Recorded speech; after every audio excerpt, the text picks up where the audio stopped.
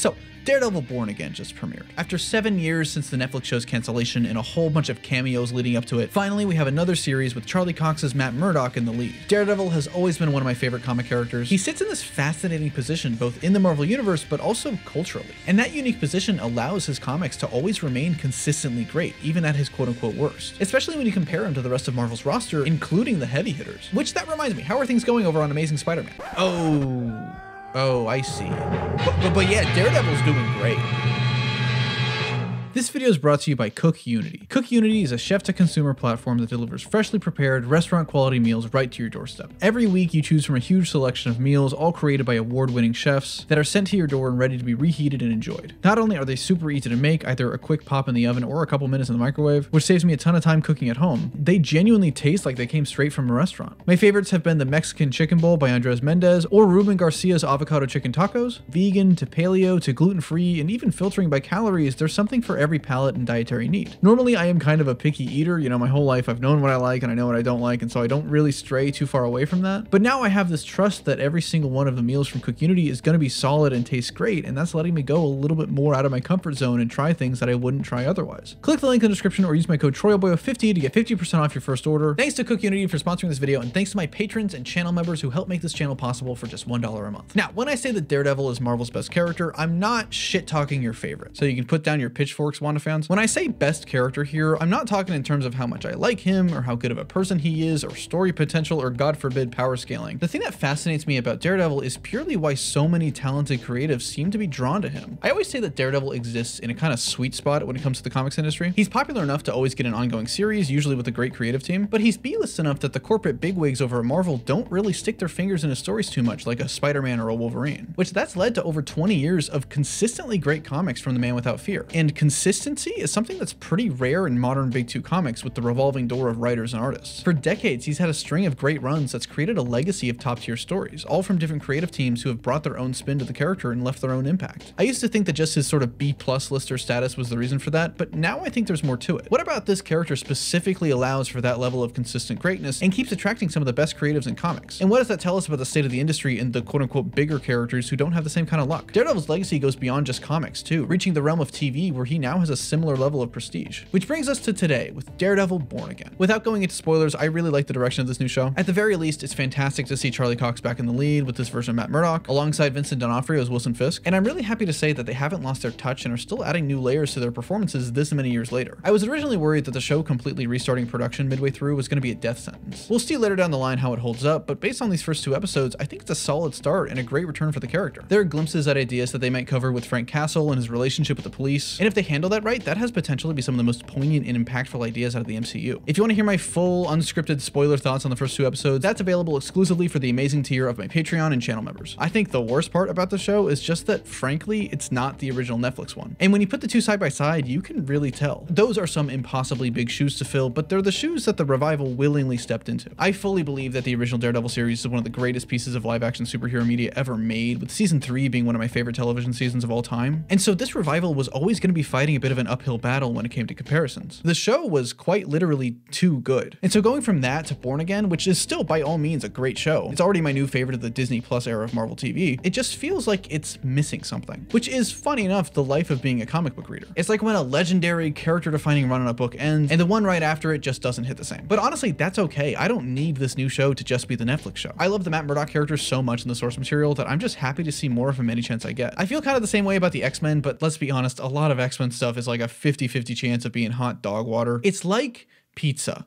You know, any pizza is good pizza, and any Daredevil is good Daredevil. Daredevil is a character who, even on paper, has so many layers and so much potential for stories. His radar sense is just enough of a quote-unquote superpower to be fun and interesting without going overboard, but more importantly, he's built on contradiction. He's a blind acrobat, a lawyer who enacts vigilante justice, not to mention the whole justice is blind stuff. And then you bring in the character-defining evolutions that were introduced by Frank Miller, specifically the religious angle, turning Matt into a Catholic that dresses up as the devil, and all the guilt and character motivation that comes from those contradictions. Few fueling his self-destructive hero complex even more. God, you had Daredevil, Dark Knight Returns in year one. Young Frank Miller was just on another level. What the hell happened to that guy? And not to mention, Matt has a great selection of supporting castmates like Foggy, Karen, Elektra, and Punisher, but also a great cast of rogues like Bullseye and Muse, and especially the big dog Kingpin. Aside from Spider-Man, Daredevil is the center of the street-level world of New York, which in turn is the heart of the greater Marvel universe. Even his costume design, just a red guy with horns and a big old pair of double D's slapped on his chest. It's so simple and minimal, but it stands so strong and allows for some of the most gorgeous visuals in the medium of comics. It's funny, a lot of people ask me for Daredevil comic recommendations and they want me to do a whole video on it, which is, that's honestly kind of what this video is. But honestly, you could pick up any modern Daredevil book and chances are it'll at worst be pretty solid. And best case scenario, it's the coolest book you've ever read, which is something you can't say for a lot of other characters. What is quality is of course always going to be subjective, as is with everything in art, but it's especially crazy just how many incredible runs the character has, basically all back to back to back. You start with the original run by Stan Lee and Bill Everett, which set the foundation, but was still figuring things out. And then you have the work of Wally Wood, Jerry Conway and Gene Colan, Steve Garber and Bob Brown, Roger McKenzie and more, who all helped shape his identity in some way over time. But then everything changed in 1980 with issue number 168, the first issue of Frank Miller's legendary run on the character. And it completely redefined what the Daredevil book could be. It took the character into darker, more mature territory, introducing themes of guilt and redemption, as well as iconic supporting characters like Elektra. Miller's style completely reshaped Matt Murdock for a new generation, and set the standard for what we think of as modern Daredevil. Then in 1986 came Ann Nocenti and John Romita Jr.'s run, which was also fantastic. Nocenti brought a more politically charged angle to the stories, exploring themes like corruption and human rights. After she left in 1991, there was the arc Last Rites by D.G. Chichester and Lee Weeks, which was the culmination of everything that Nocenti and Miller had built up. But after that, the series struggled to find its identity for a bit. There was a lot of experimentation with very mixed results, because honestly,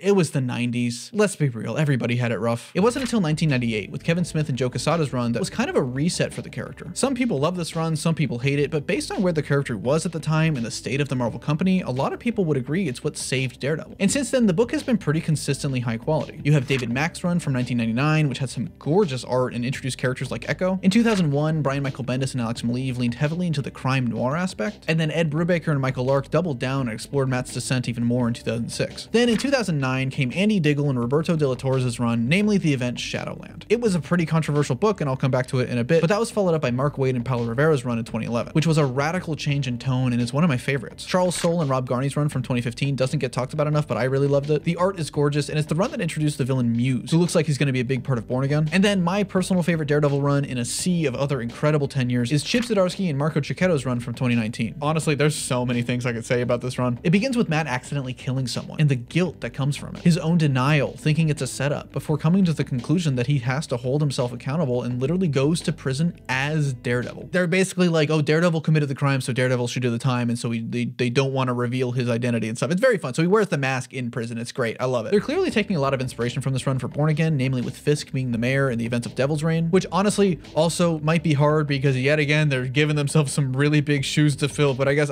we'll see. We'll see, I guess. We'll see. Cicchetto's art is some of the best the character has ever looked, and Jesus Christ, the aura of this dude is insane. It's also the run that had Elektra take up the Daredevil mantle while Matt was in prison, with the two sharing the moniker now, and I think that's a great evolution. As of right now, Saladin Ahmed and Aaron Kuder are on the book, and they've been doing some pretty fun stuff with it. The biggest thing that I've noticed when it comes to each of these runs is that you have some amazing creative teams who actively want to work on the character. And better yet, for the most part, each team is willing to accept what came before it. A lot of times in comics, you'll see a writer or a creative team switch, and with that basically comes a full reset. Sometimes it's entirely necessary, like blowing up all of New 52 Green Arrow's annoying side characters, but other times it feels like the ball is just getting moving and all the momentum suddenly stops. Comics are at their best when they're iterative, and each run is given weight and meaning. And that's not possible when the old guard and the new feel like they're at odds with each other. And so ever since 1998, after Smith's run, each Daredevil writer is ready to pull up Battle and Jack Murdock and roll with those punches. Okay, maybe not the best analogy there. That might have been a little insensitive. If there was some grand character-defining change from the writer before it, like Soule's run introducing Matt's magically manifested twin brother, the next writer, Zdarsky, took it in full stride and worked it into the story. Or how Mark Waid's run took the things that happened in Diggle's run with Shadowland, and instead of spending the whole time undoing what came before, Waid made his story about Matt using humor and optimism to mask that trauma. And all this sort of begs the question, what is the Daredevil equivalent over at DC? You would think that it would be Nightwing. They both have a similar level of popularity, they're both street-level characters who flip off of rooftops, smack people around with batons, and are a big hit with the ladies. But weirdly,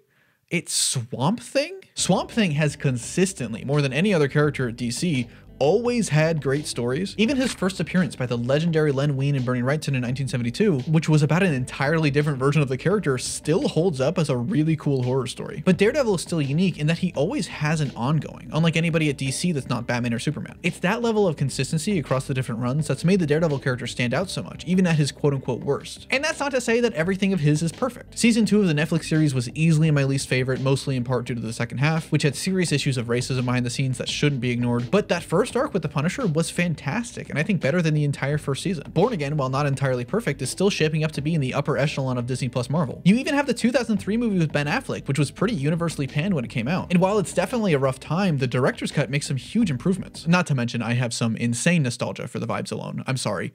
It has evanescence, I can't dog on it too much. And then there was Andy Diggle's run, which culminated in the Shadowland event from 2010 and is considered the worst of modern Daredevil, which, I'm gonna be honest, isn't all that bad in the grand scheme of things. It was about Daredevil becoming the leader of the Hand and being pit against the rest of the street-level Marvel characters, and it's revealed that Matt is possessed by a demon called the Beast. There were some cool ideas, but it felt like it was trying to juggle too much at once, but it was willing to take risks and experiment with a lot of stuff about the character. Andy Diggle is a great writer, like with Green Arrow Year 1 by him and Jock, so I don't blame him or anyone else involved for anything that might not have worked. It's a bit of a rough patch for sure, but only in comparison to the other heavy hitters that surround it, and it doesn't even come close to other big comic characters' worst eras. Like, come on, could you imagine if Sin's Past was as good as this? Alright, I've been making a lot of jokes about it, but I honestly do think when you put Daredevil and Spider-Man comics side by side, it shows not just how great of a character Matt is, but also fundamental issues with the comics industry. Namely, how a character's success can kind of work against them. Spider-Man is the most popular superhero on the planet. He's had some of the greatest stories in comic books ever told, and has literally become the face of the Marvel company. And so because of that, Marvel and editorial seemingly doesn't want to take as many risks, especially with his mainline book. Since the early 2000s, the Amazing Spider-Man line has just stayed completely stagnant, resorting back to a status quo and never letting the character progress or change, all to try and remain as palatable and marketable as possible for brand synergy, which in turn limits the creative freedom for the people involved. And there's nothing that represents this better than the fact that Spider-Man is always at his best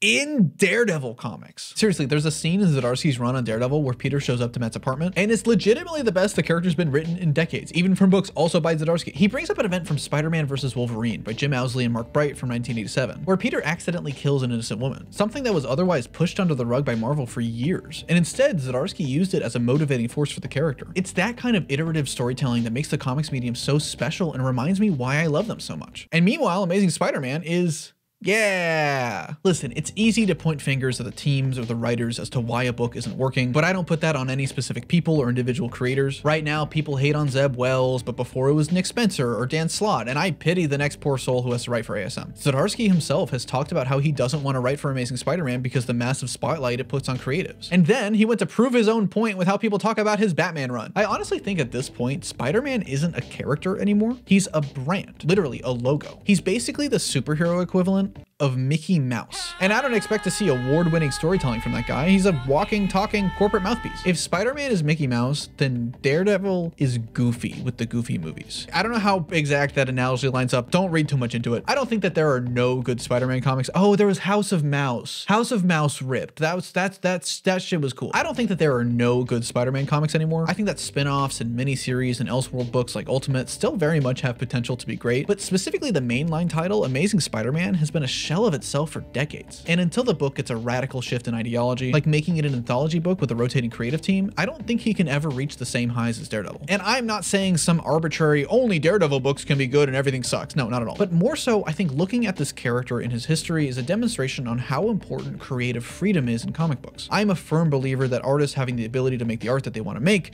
more often than not, leads to good quality art. There are some exceptions, of course, but for the most part, allowing creative people to express themselves freely through this medium is for the best. Funny enough, the one piece of Daredevil media that actually best showcases this is the 2003 movie. That movie has a lot of problems, and most of those issues came behind the scenes with studio interference. Fox wanted the movie to be shorter. Important subplots and Matt's time as a lawyer was trimmed down to make the movie more fun and marketable. Hell, they didn't even want the suit to be red. Like, at a certain point, why make a Daredevil movie? And meanwhile, the director's cut with its extra 30 minutes of footage is a huge improvement in a genuinely enjoyable movie. Even Miller's landmark run was only as good as it was because the book was about to be canceled, and so he had basically complete control to take it in that direction, which revitalized the character. At the very very least, creative freedom is what attracts talented artists to a project to begin with. Take a look at the amazing list of comic creators who've worked on Daredevil, but also the new Absolute line of books from DC, or the new run on the Ultimates from Marvel. All of these stories are some of the best, most beloved Big Two comics in years, entirely because the teams behind them are being given the creative freedom and the liberty to tell the story that they want to tell. When I first started making this video, I was originally just gonna say Daredevil is less popular, so his books are better. But that feels a little half-baked and a little gatekeepy. Does that mean that as the character grows more and more, his stories are eventually gonna dip in quality? How can we make sure that Daredevil is able to stay like this? And the answer lies in that creative freedom. Daredevil's books aren't great because of a popularity contest or anything like that. Daredevil is great because he's Daredevil. Him being in that sweet spot for decades and having this consistent string of amazing titles forming this reputation has kind of come back around and paradoxically creates an expectation of quality. Daredevil is a name that means prestige, which then the creatives are given the freedom to maintain. And so the secret to keeping Daredevil stories as good as they are, to maintain that consistency, the reason why he's been Marvel's best character for so many years, to be without fear, to allow artists and creatives to continue telling bold stories and not be shackled with corporate interference, popular or not. His stories have been great for decades because Marvel